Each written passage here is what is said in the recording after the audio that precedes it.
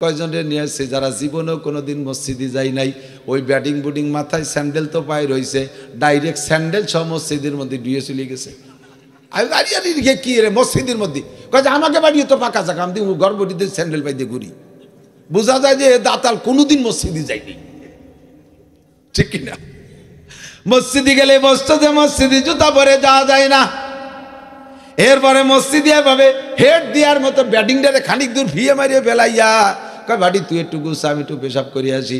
পেশাবখানার খোঁজ খবর নেই, এক বাড়ির দিক যাই এই রান এতখানিক বারোই দিয়ে সাথে বিড়ি একটা ধরাই নিয়ে খালি মেতায় বসে রয়েছে উনি। আমি কই ওরে আল্লাহ, এই মহল্লার মানুষ এমনি তবলিগ সই দেখতে পারে না, এরপরে যদি বাড়ির দিক বিটিকে দিক ফিরে এভাবে বসে পেশাব করে তাহলে তো সলাই দিয়ে বড় এদা বড়াবে না, তবলিগ করাই ছেড়ে দিবে না। আমি দৌড়ই যে গেলাম, ভাই তাড়াতাড়ি বিড়িটা ফেলাও। আর একদিক চাই তার এই গামছা লুঙ্গিটারে টাইনে টাইনে রান ডেকে দিলাম, মাথার পর একখান গামছা দিলাম, তবলিগে এটা সুরত বানাই দিলাম। এইটা কোনোদিনও ওয়াজের মাঠে করা সম্ভব না, এটা পিসাবের দরবারে যে করা সম্ভব না। পিসাব হাজার হাজার মানুষ এভাবে হাতে ধরে প্রশিক্ষণ দিতে পারে না, এইটা হাতে ধরে প্রশিক্ষণ দেওয়ার জায়গা একমাত্র তবলিগ জামাত। কথা কন, চেষ্টাই করতে রাজি না। এমনি বাতাসের দিক চেয়ে তাকে দেখি আল্লাহ আসমানের থেকে এমনি এমনি কিছু পাঠায় নাকি? আল্লাহ কয় তুমি এক কদম হাঁটবা, আমি দুই কদম আগাবো। তুমি হাঁটিয়ে আসবা, আমি রহমত নিয়ে তোমার দিকে দৌড়ায় আগাবো। তুমি যদি মোটো না আগাও, তোমার মতো হাজারো আইসো পাইসো আড়াই নিয়ে বাড়াই নিয়ে জাহান নামে দিলে আমি আল্লাহর কিচ্ছু আসে যায় না। আল্লাহ পাক আমাদের এই সব শিক্ষার জন্য বিভিন্ন মিডিয়া ব্যবহার করেছে। তার মধ্যে একটা বলেন, আল্লাহ নিজে বলেন, কুল হে নবী উম্মতকে বলে দাও, সিরু ফিল আরদ, জমিনের মধ্যে একটু ভ্রমণ করে দেখো কত জায়গা কত কুদরত আমার ছড়ানো আছে। ফানজুরু কাইফা কানা আকিবাতুল মুকাজ্জিবিন, বিশেষ করে যে সমস্ত এলাকার মানুষ আল্লাহর গজবে ধ্বংস হয়ে গেছে, ওই এলাকাগুলো একটু দেখে আসো, দেখলে বুঝবা ফাতাবিরু ইয়া উলিল আবসার, সেখান থেকে তুমি শিক্ষা গ্রহণ করতে পারবা। কওমে লূত তারা সমকামী ছিল, পুরুষে যৌন চরিতার্থ করত। 80 স্কয়ার মাইল এলাকা জর্ডানের ভিতরে আল্লাহ পাক রব্বুল আলামিন তাদের উপরে এমন গজব দিয়েছে। হযরত লূত আলাইহিস সালাম বহু আগের মানুষ, ইব্রাহিম আলাইহিস সালামের ভাগ্নে, ওই এলাকার নবী ছিলেন ইব্রাহিম আলাইহিস সালামের ভাগ্নে, রাসূল ছিলেন ইব্রাহিম আলাইহিস সালাম, তার অধীনে নবুয়তি করতেন ভাগ্নে লূত আলাইহিস সালাম। যে কওমের নবুয়তি করত তাদের স্বভাব ছিল এত পচা, পুরুষে যৌন কাম করত। আল্লাহ গজব দিয়ে তাদেরকে জিব্রাইল আর মিকাইলের মাধ্যমে 80 মাইল জায়গাকে মাটি সহ জমিন সহ তাদের সহ আকাশে উঠাই নিয়ে গেছে। আল্লাহ পাক নির্ধারিত ফেরেশতা তৈরি করে রেখেছিলেন, প্রত্যেকের নামে বোমা বানায় রাখছে ঠিকানা সহ, যার বোমা তার মাথায় মারবি। আসমানে নিয়ে কায়দা মতো বোমা মারিয়ে তুলো দুনা পেশা করে জমিনটারে উল্টায় মাটির নিচে ডাবাই দিছে। এখনো পর্যন্ত সেইটা সাগরের মতো পড়ে আছে। এত অভিশপ্ত পানি একেবারে কুচকুচে কালো। 1 কেজি পানির মধ্যে 800 গ্রামের চাইতে বেশি লবণ। পানি মুখেও দেওয়া যায় না, ব্যবহারও করা যায় না। আল্লাহ কায় ফাতাবিরু ইয়া উলিল আবসার, ওই জায়গায় একটু যাইয়ে দেখে আয়। সিরু ফিলার, পয়সা থাকলে একটু যাইয়ে দেখে আয়। কওমে আদরে দেখে আয়, কওমে সামুদ্রে দেখে আয়, কওমে আমালাকারে দেখে আয়, কওমে লূতরে দেখে আয়। আর সেখান থেকে তোমরা যারা জাব্বার আছো, জালেম আছো, অত্যাচারী আছো, তোমরাও শিক্ষা গ্রহণ করো। তাদেরকে ধ্বংস করছে যে আল্লাহ, ওই আল্লাহ তো আপাতত বুড়ো হয়ে গেছে, দুর্বল, না খাতি কাবু হয়ে গেছে, বোমা টুমা সব নষ্ট হয়ে গেছে। আল্লাহর কাছে সেই বোমা এখনো আছে না নাই? যে 2 ফেরেশতারি দিয়ে ধুলাই দিয়েছে সেই জিব্রাইল মিকাইল তো কয় বছর আগে মরে গেছে, হ্যাঁ আছে না নাই? তাহলে সাইজ আমাকেও তারা করতে পারে কি পারে না? এখনো করে। ঘূর্ণিঝড়, টর্নেড, সাইক্লোন, নার্গিস, আইলা, আমপান, বুলবুল, ফানি, সিডার, সুনামি, এই কত দানা কানা কত তাই দিয়ে মারতেছে, কিন্তু মানুষ এগুলোকে প্রাকৃতিক দুর্যোগ মনে করে। এগুলো যে আল্লাহর গজব এগুলো একটুও বোঝে না। আল্লাহু আকবার। আমার দোস্ত, এই সাইরোসাহাত ভ্রমণের মাধ্যমে শিক্ষা অর্জন করার অর্ডার আল্লাহ দিয়েছে। এই জন্য আমাদের দেশে এই সফরকে বলা হয় শিক্ষা সফর। আছে না শিক্ষা সফর? Primary, high school, college, KG, kindergarten, বিশ্ববিদ্যালয়, মসজিদ, মাদ্রাসা। তুই আজ বুঝবি না, তাকে এসে জায়গা তকলে বসে দিয়েছিস কেন? এই কুচো কয়টা সামনে বসে সব জায়গায়, খুদকুড়ো সামনে বসে খালি আইডুবান্ডিয়ারে একে জ্বালায়, মাঝে মাঝে কথায় বাধা পড়ে যায়। মুরব্বীরা সব বসবে পাশে, আর এই খুদকুড়ো কাটা সামনে বসে। আল্লাহু আকবার। সারা দেশে শিক্ষা সফর এখনই চলতেছে। পর্যটন বাহিনী বিভিন্ন পয়েন্টে জয়েন্টে যায়, যে শিক্ষা সফরে যায়, পার্কে যায়, কক্সবাজার যায়, কুয়াকাটা যায়, পয়সা থাকলে আরও উন্নত দেশের বিভিন্ন পয়েন্টে যায়, যে লক্ষ লক্ষ কোটি কোটি টাকা খরচ করে। বাংলাদেশের এমন এমন শিক্ষা সফর পার্টির খবর আমি জানি, আস্ত বিমান একটা ভাড়া করে পৃথিবীর এই পাশে যে ওই দেখতে ঘুরে বেরোয় চলে আসে। আল্লাহু আকবার। তাদের এই শিক্ষা সফরের সফর সূচির মধ্যে আছে সিঙ্গাপুর, আছে তাদের মালয়েশিয়া, আছে তাদের সফরের ভিতরে ভারতের বোম্বাই আছে, তারপরেও পাশে যে কি বলা হয় লন্ডন আছে, আরও দূরে দূরে যত কানাডা মানাডা যত উন্নত দেশ, ওই সমস্ত জায়গায় যত নোংরা পাড়া আছে, সেই নোংরা পাড়া দিয়ে তাদের সময় কাটায় আসে। তাদের সফর সূচির মধ্যে মক্কা আর মদিনা খুঁজে পাওয়া যায় না, ঠিক না? আমার দেশের স্কুল কলেজ ইউনিভার্সিটি ওয়ালারাও শিক্ষা সফরে যায়। কোন জায়গা যায়? ভাটিপাড়ার মোড়ে একবার নামছি, দেখি গোপালগঞ্জের এক অফিসার স্টাফ 25 জন একটা ছোট বাস ভাড়া করছে, সুন্দর একটা বাস ভাড়া করে উন্ডা যাবে সফরে। ওই জায়গা নামছে আমার পরিচিত, তার ভিতরে কয়েকজন আছে। সালাম কালাম করে বললাম কোন জায়গা যাবেন? কয় একটু শিক্ষা সফরে যাব। কয়জন যাবেন? 25 জন। 25 জন কেডা কেডা কেমন? কয় 20 জন আমরা আছি অমক অমক, আর 5 জন আছে আমাদের হিন্দু। বললাম যাবেন কোন দিক? কয় রবি ঠাকুরের মাজার জিয়ারত করতে। 20 জন মুসলমান, 5 জন হিন্দুর কাছে বায়াত হয়ে রবি ঠাকুরের মাজার জিয়ারত করতে যাও শিক্ষা সফর। ও জায়গা কি কসু আছে? আরে রবীন্দ্রনাথ ঠাকুর চলাফেরা করতো যে নৌকায়, সেই সাম্পান আছে কাঠের বানানো, তা বজরা হয়ে গেছে। উনি যে পালকিতে চলতো সেই পালকি আছে। আমি বারবার যেয়ে দেখছি ওই এলাকায় মাহফিল হয়, মাহফিলের কারণে মাহফিলের সময় চোখে বাইতে যাই, তাই দেখি। একটা পয়সা খরচ করে জিন্দেগিতে যাই নাই। 5 জন হিন্দুর কারণে 20 জন মুসলমান রবি ঠাকুরের ওখানে যাও, লালন শাহর মাজারে যাও। কেন 20 জন মুসলমান 5 জন হিন্দু রেনিয়া গহরডাঙ্গা শামসুল হক রহমতুল্লাহ আলাইহি মুজাহিদে আজম সদর সাহেবের কবর জিয়ারত করতে যাইতে পারো না? হাটাজারি মাদ্রাসা দেখাইতে নিতে পারো না? পটিয়া মাদ্রাসা দেখাইতে নিতে পারো না? আরে সরমুনেশ্বরের পর তো পিকনিক করা যায়, সরমুনার পীর সাহেবের কবরটা জিয়ারত করে সুন্দর মাদ্রাসা দেখে সে জায়গায় রান্না বান্না করে খাইয়ে আসতে পারো না? 5 জন হিন্দুর কাছে 20 জন মুসলমান ধরা খাইছো, এই কারণে মুসলমান পতনের দিকে যাইতে আসো। পটুয়াখালী মাহফিলে গেছি, আজকে রাত বড় যাবে কিন্তু ইনশাআল্লাহ। 1 ঘন্টা পরে মোনাজাত।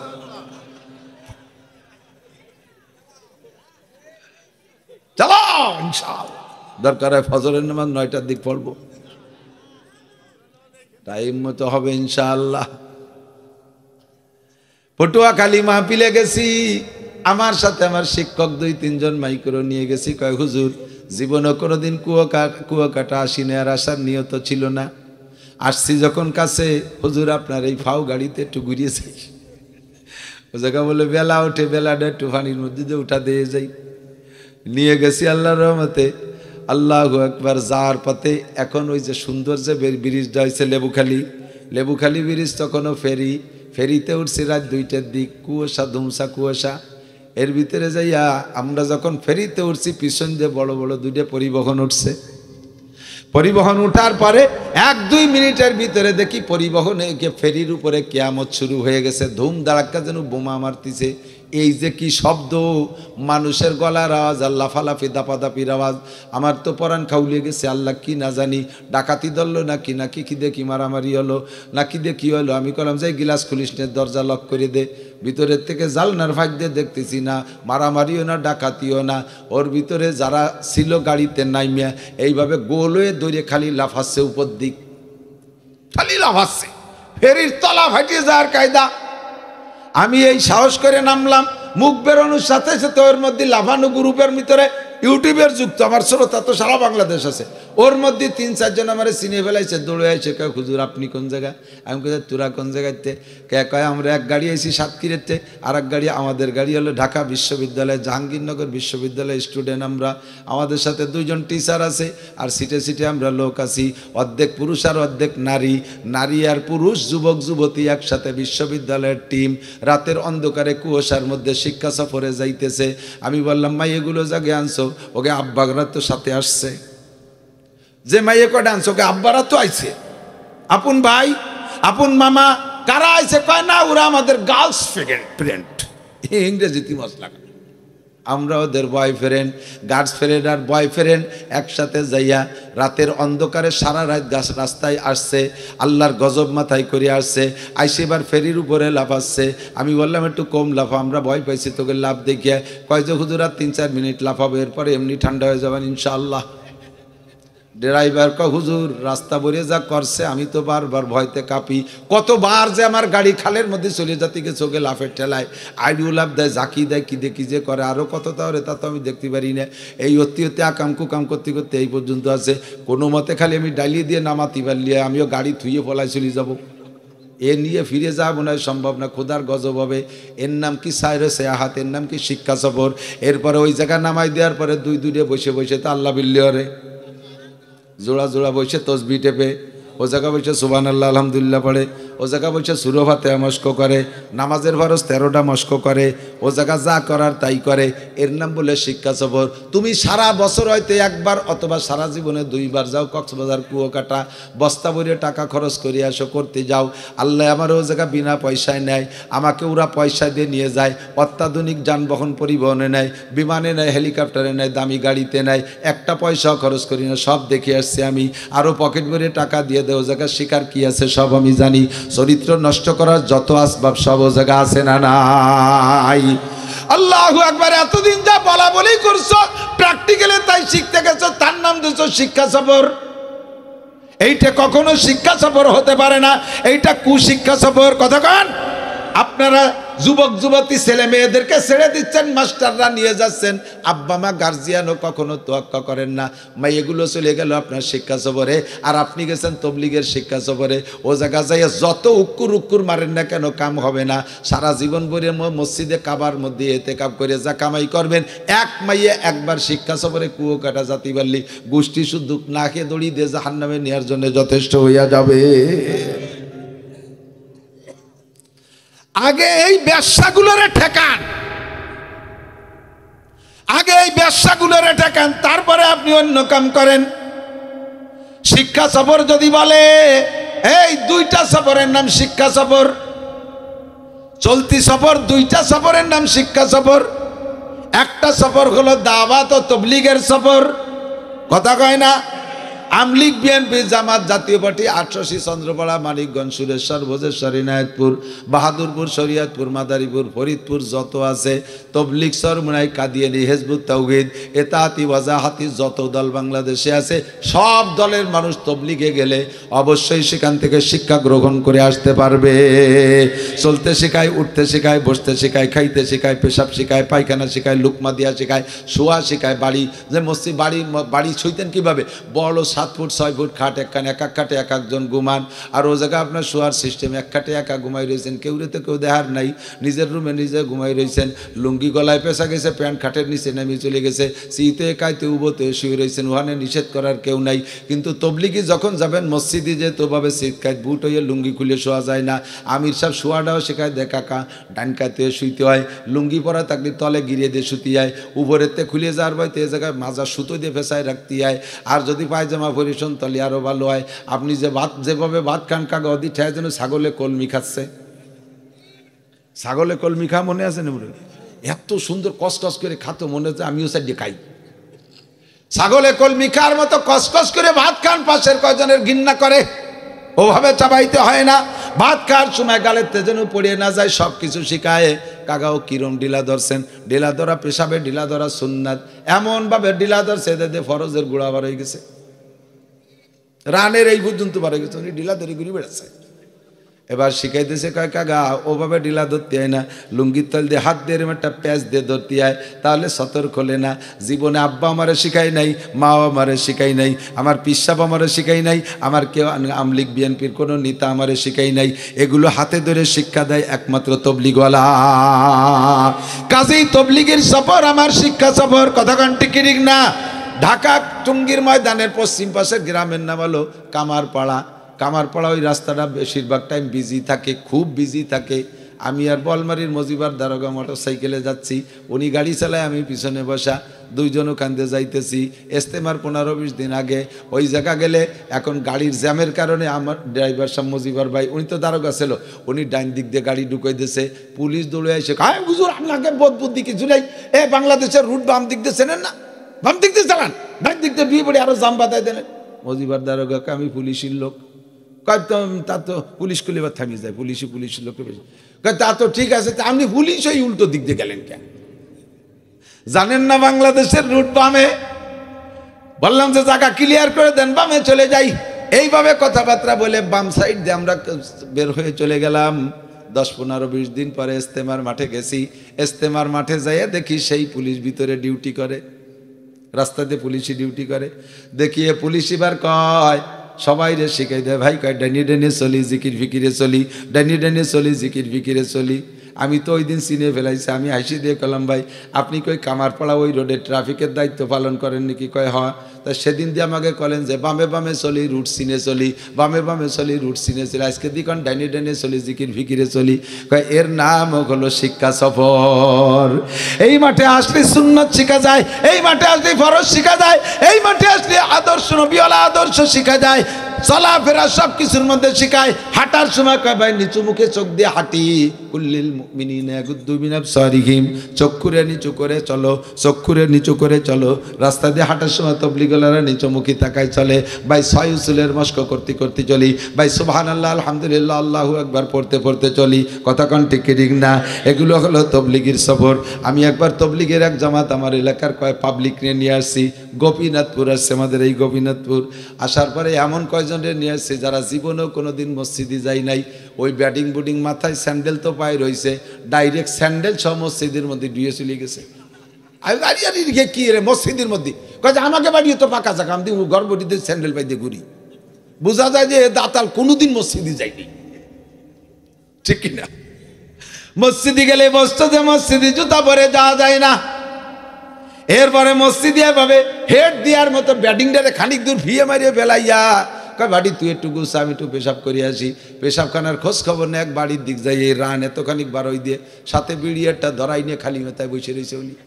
আমি কই ওরে আল্লাহ, এই মহল্লার মানুষ এমনি তবলিগ সই দেখতে পারে না। এরপরে যদি বাড়ির দিক বিটিকে দিক ফিরে এভাবে বসে পেশাব করে তাহলে তো সলাই দিয়ে বলো এই দাঁড়াবে না, তবলিগ করাই ছেড়ে দিবে না। আমি দৌড়ই যে গেলাম ভাই তাড়াতাড়ি বিড়িটা ফেলাও। আর এক দিক চাই তার এই গামছা লুঙ্গিটারে টাইনে টাইনে রান ডেকে দিলাম, মাথার পর একখান গামছা দিলাম, তবলিগে এটা সুরত বানাই দিলাম। এইটা কোনোদিনও ওয়াজের মাঠে করা সম্ভব না, এটা পিসাবের দরবারে যে করা সম্ভব না। পিসাব হাজার হাজার মানুষ এভাবে হাতে ধরে প্রশিক্ষণ দিতে পারে না। এইটা হাতে ধরে প্রশিক্ষণ দেওয়ার জায়গা একমাত্র তবলিগ জামাত। তবে তবলিগের ভিতরে যে ভাগ হয়ে গেছে আপনারা বিবেক বিবেচনা দিয়ে কাজ করবেন। 99% না, 1999 না, 1,00,000 আলেমের ভিতরে 99,999 জন আলেম তবলিগের একদিক, আর 1,01 আলেম ছুটোপাটা ছুটে চলে গেছে ওই সাদ সাহেবের দিকে। দোস্তরে এই উল্টোপাল্টা তবলিগ বুঝাইয়া দেশের ভিতরে বিভ্রান্ত সৃষ্টি করেছে। ময়দানে যে মারামারি করে 6 জন মানুষকে শহীদ করে দিয়েছে, এই দাঙ্গাবাজ পার্টি কখনো সুন্নতি তবলিগওয়ালা হইতে পারে না। উলামায়ে হক্কানি তবলিগ করে আমাদের সাথে তবলিগে যাইবেন। এই খায়েরহাটি তো মৌলানা আবুল কায়ের সাহেব, খায়েরহাটের মৌলানা আবুল কায়ের সাহেব আর আমি আর মৌলানা মনির সাহেব 3 জন 20 জনের একটা জামাত নিয়ে গেছিলাম 13 সালে কিশোরগঞ্জের পাকুন্দিয়া থানা। বহুত প্রতিবন্ধী এলাকা, প্রতিরোধী এলাকা। কোনো মসজিদে গেলে আমাদেরকে বের করে দিয়েছে। কাপড়গুলো টানাইছি মসজিদের বারান্দা, বৃষ্টির মধ্যে লুঙ্গি নাড়ছে, দড়িয়ে মসজিদের সেক্রেটারি এসে দড়িটা কাটিয়ে দিয়ে লুঙ্গি কয়টা সব সহ কাপড় দিতে দড়ি দিয়ে পেঁচাইয়ে পুরীর মধ্যে ফেলাই দিছে। 118 বছর বয়স একটা আলিয়া মাদ্রাসা, ওই মাদ্রাসায় ঢুকছি। রমজান মাস ছিল, জোহরের পরে এলান হয়, জোহরের পরে এলান হয়, আসরের আগে বয়ান শেষ হয়ে যায়। যখন এলান দেয় বড় বড় প্রবীণ 70-80 বছরের মুরব্বী আলিয়া মাদ্রাসার উলামায়ে কেরাম, ওনরাও জায়গাতে নিজেরাও বেরোয় যায়, সবাই ডেকে বেরোয় নিয়ে যায়, কয় উহাবি আইছে বসিস না। 2 দিন এভাবে বের করে নিয়ে গেছে। লাস্টের দিন দেখলাম বসছে, কারণ কি বুঝতে পারলাম পরে। একটা লোক ওই জায়গায় আমলিক করে, আর আমাদের বাড়ি গোপালগঞ্জ, এই টানে টানে ওই লোকটা বসে। ওই লোকটা 2 দিন বয়ান শুনে যে চার দোকানে ওই হুজুরকে কইছে, জীবন ভরে আগে ওহাবি বলো, সত্যি যদি ওহাবি হয় তাহলে আমরা বাড়ই দাবলাই দেব। শেষের দিনের বয়ানটা একটু বসেন, একটু শোনেন কি কয়। যদি ভুল বলে তাহলে সাথে সাথে লুকমা দেবেন, যদি ভুল বলে সাথে সাথে লুকমা দেবেন। ওই লোকটা এসে আমার কানে কানে কয়, হুজুর আজকে কিন্তু বুড়ো হুজুর সব কটা বসবে, আজকে কেডা বয়ান করবে, আজকে একটু আপনি বয়ান করেন, যেমন আল্লাহ যেন ভালো বয়ান করার তৌফিক দেয়। এত সুন্দরভাবে বলছে লোকটা, এসে কান্না কান্না কণ্ঠে দোয়া কালাম পড়ে বসে গেলাম। ওই দিন সব হুজুররা বইছে, বুড়ো বুড়ো মুরব্বীরা। বসার পরে বয়ান করা শুরু করলাম। বয়ান করতে করতে করতে করতে শেষ পর্যন্ত যে কি বয়ান করছি তা বলতে গেলে 2 ঘন্টা লাগবে। যা বয়ান করছি শেষ ফিনিশিং ওয়াদা করতে বাধ্য হয়েছে, বলতে বাধ্য হয়েছে। ওই জায়গায় সব কয়জন তবলিগে 1 চিল্লা করে নাম লেখাইছে, কেউ 3 চিল্লা করে নাম লেখাইছে। এরপরে কয় আজকে ওই মসজিদে ফাজাইলে আমাল তবলিগে নিসাব রাখতে দেয় নাই, আজকেই সন্ধ্যার আগে পাকুন্দে বাজার থেকে তবলিগির বই কিনে এনে এখানে রাখা হবে আর নিয়মিত পড়া হবে। ওখান থেকে চালু হয়ে গেল। আল্লাহর রহমত কন্না সুবহানাল্লাহ। উদু ইলা সাবিলি রাব্বিকা বিল হিকমা ওয়াল মাউইজাতিল হাসানা। সফর যদি বলে শিক্ষা সফর, তবলিগের সফরের নাম শিক্ষা সফর। আর একটা সফর করেছেন শিক্ষা সফর হযরত মুসা আলাইহিস সালাম আর খিজির আলাইহিস সালাতু ওয়াস সালাম। মুসা নবী একদিন 6 লক্ষ বনি ইসরাইল নিয়ে বয়ান করতেছে। উনি তো তৌরাতের হাফেজ ছিলেন, 1000 পারা তৌরাতের হাফেজ মুসা নবী আলাইহিস সালাম। 10 লক্ষ আয়াত ছিল তৌরাতে, এর হাফেজ ছিলেন মুসা নবী। বয়ান যখন করতেন একের পর এক আয়াত আসে আর বলে, একেবারে বুকে ফেনা উঠে যাইতো, বয়ানে জমজমাট। একদিন বয়ানের এই জজবার ভিতরে উম্মত একজন বলে উঠছে, ওগো আল্লাহর নবী মুসা, আল্লাহর দুনিয়ায় সবচেয়ে বড় আলেমকে, মানহু আলামু ফিদ দুনিয়া মা সাওয়াল্লাহ, আল্লাহর পরে দুনিয়ায় সবচেয়ে বড় আলেমকে। মুসা আলাইহিস সালাম ও জজবাই বলে ফেলাইছে, আনা আলামু ফিদ দুনিয়া মা সাওয়াল্লাহ, আল্লাহর পরে বর্তমান দুনিয়ায় সবচেয়ে বড় আলেম আমি। মুসা আলাইহিস সালাম। আল্লাহ পাক বলে, মুসা কথা সত্য, তবে তোমার বাচন ভঙ্গিটা আমার ভালো লাগে নাই। আবার এই কথা দিয়ে একদল আছে, একদল আমাকে মতো হুজুররা, তারা আবার আমাদেরকে কয়, মুসা নবী যদি এমন ভুল করতে পারে তাহলে আমি ভুল করলে দোষ কি?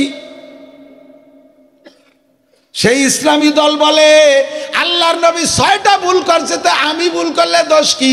আবু বকর 9টা ভুল করছে, আমি ভুল করলে দোষ কি? মুসা নবী ভুল করছে, আমি ভুল করলে দোষ কি? ইউনূস নবী ভুল করছে, আমি ভুল করলে দোষ কি? আদম নবী জান্নাতের মধ্যে আল্লাহর কথা মানে নাই, গন্ধম খাইছে, এত বড় ভুল করছে, আমি ভুল করলে দোষ কি? এই কথা বলে তুমি দোষকে প্রতিষ্ঠিত করার চেষ্টা করতেছো। আল্লাহ বাসালি, যতদিন পর্যন্ত তোমার জবান এই ভুল ধরার মধ্যে থাকবে, বড়দের ভুল ধরার মধ্যে জবান খোলা থাকবে, অতদিন পর্যন্ত তুমি আকাশে উঠতে উঠতে চাঁদ ধরার চেষ্টা করবা, 1 ইঞ্চি নিচেই থাকতে 1.7 তবক মাটির তলে চলে যাবা। কাজেই তুমি সেখান থেকে তওবা করে ফিরে আসো। মুসা নবীকে দিয়ে আল্লাহ পাকেরই কুদরতি খেলা, একটু না বললে বুঝতে আপনাকে বাকি থেকে যাবে। মুসা আলাইহিস সালাম একদিন আদম আলাইহিস সালামের কবরের কাছে গেছে, ইবনে মাজাহ শরীফের হাদিস, বলতেছে, আসসালামু আলাইকুম আব্বা। আদম আলাইহিস সালামের ডাক দিছে। হাদিসে 2 রকম আসছে, একরকম হলো আদম আলাইহিস সালামের ডাক শুনে কবরেতে বেরোয় চলে আইছে, আর একটা হলো কবরেতে বেরোয় নাই, ভিতরে থেকে সালামের উত্তর দিছে। সমস্ত নবীরা যার যার কবরে জিন্দা, বলেন সুবহানাল্লাহ। তো মুসা আলাইহিস সালাম যাই আদম আলাইহিস সালামের কবরের কাছে সালাম দিছে, আসসালামু আলাইকুম আব্বা, আছেন? ওয়ালাইকুম আসসালাম। কেডা? কানা মুসা। কোন মুসা? মুসা তো দেশে অভাব নাই। কানা মুসা বনি ইসরাইল, আমি বনি ইসরাইলের নবী মুসা। ও কি খবর বাপ? আব্বা আপনি সর্বনাশ করে দিয়ে গেছেন। কি সর্বনাশ করলাম? কয় জান্নাতের মধ্যে ছিলেন, কেন গন্ধম খালেন? এই গন্ধম খাইয়ে তো গোষ্ঠী শুদ্ধ দুনিয়ায় নিয়ে যে জয় জাবেলা ফিরাউনের সাথে এত মারামারি আমার করা লাগতেছে। আপনি যদি গন্ধম না খাতেন, জান্নাতের মধ্যে থাকতেন, আপনি থাকলে আমরাও জান্নাতের মধ্যে জন্ম নিতাম, ওর মধ্যে কোনো শয়তান ময়তান জাতি হতো না। কি একটা নিরাপদ পরিবেশে ছিলাম, এই ঝামেলাটা আপনি বাধাই দিয়ে গেছেন। প্রশ্ন সঠিক না? তা আদম আলাইহিস সালাম বলতেছে, আনতা মুসা বনি ইসরাইল, তুমি কি বনি ইসরাইলের নবী মুসা? বলে হ্যাঁ। বিশ্বাস হয় না? আপনি উঠে দেন। আরে তোমার উপরে কি তৌরাত নাযিল হয়েছে? বলে হ্যাঁ আমার উপরে তো তৌরাত। না মনে হয় না। বলে কি দিয়ে বিশ্বাস করো? আমার উপরে বনি ইসরাইল, আপনি তৌরাত শুনবেন, আমি 31 পারা 1000 পারা শুনে দিতে পারি। যদি তুমি তৌরাতের হাফেজ আর আলেম আর সেই বনি ইসরাইলের মুসা হয়ে থাকো, তাহলে তুমি এমন প্রশ্ন করতে পারো না। তোমার তৌরাতের মধ্যে আছে আমি আদম দুনিয়ায় আসার আগে, আমি আদম দুনিয়া আসার 50,000 বছর আগে সমস্ত মানুষের রিজিক আল্লাহ দুনিয়ায় লিখে রাখছে। আছে না নাই? হ্যাঁ আছে তো। তাহলে আল্লাহ যদি আগে লিখে রেখে থাকে যে আমাকে রিজিক 50,000 বছর আগে দুনিয়ায় লেখা আছে, তা আমি তো সেদিন আইছি, আমার আনার প্রসেস আল্লাহই তৈরি করবে এই সিস্টেমে, আমারও দোষ দাও কে? হাদিসের শব্দ ফাহাজ্জা আদম ও মুসা, আদম আলাইহিস সালাম মুসা আলাইহিস সালাম ঠকাই দিছে। হয় আব্বা, আল্লাহ আব্বা ঠিকই কইছেন, ঠিকই কইছেন, আল্লাহ তুই লেখছে, তুমি কি করে প্রশ্ন করো? ও দোস্ত, নবীদের মাধ্যমে এমন কিছু ঘটায় আল্লাহ তাআলা জাতিকে শিক্ষা দেয়। আমার নবী মক্কায় থাকতে কাফেররা এসে জিজ্ঞেস করছে, 3টে প্রশ্ন করছে, মোহাম্মদ বলো তো রূহ কি জিনিস? মানুষের রূহ আছে না? রূহ কি জিনিস বলো তো? ইস্কান্দার জুলকারনাইন কে? বলো তো আসহাবে কাফ কারা? যদি তুমি 3টে প্রশ্নের জবাব দিতে পারো তাহলে আমরা এই গোষ্ঠীদের কলেমা পড়বো। হুজুর বলেন আগামীকাল। এই পাশে কথা কয় কারা? ভলান্টিয়াররা ঠেকাও, যদি কার জরুরি কথা আছে মাইকি বলুক, সবাই শুনি, আর নাহলে চুপ থাকতে হবে। কষ্ট হচ্ছে? আল্লাহু আকবার। আমার দিক তাকান। জিজ্ঞেস করছে 3টা রূহ কি জিনিস, ইস্কান্দার জুলকারনাইন কে, আর আসহাবে কাফ কারা?